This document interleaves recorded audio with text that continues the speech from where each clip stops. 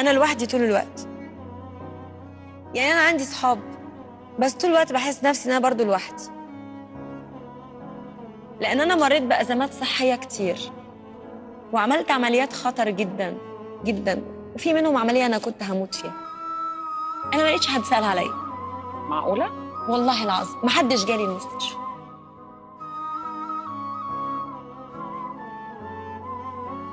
انا كنت اول ما بسمع ان حد تعبان بروح له على طول، مش في مستشفى.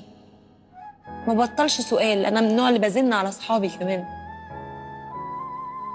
انت لو عندك فرح بتلاقي كل الناس بتجري، بس ده تعب. يعني انا كان ممكن اموت عادي جدا، مفيش اي مشكله، ده حقيقي. ده درس قاسي. وممكن ما الاقيش حد يروح العزاء الام، عشان بس تبقي فاهمه.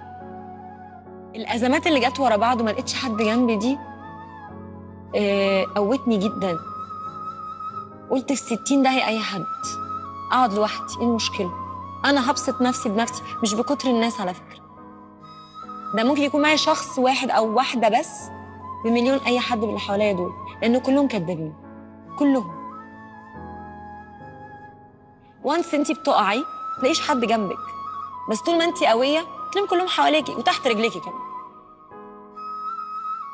عشان كده انا بقيت حد تاني، ده حقيقي. في ناس تقولي انتي اتغيرتي، اتغيرت، وهم للبركه فيهم، هم اللي غيروني. انا ما كنتش احب ان اوصل لكده لان ده مش طبيعي، بس مش عايزه اتعامل زيهم. انا ما كنتش حابه اتعامل زيهم عشان مش كده، انا ما اتربيتش على كده.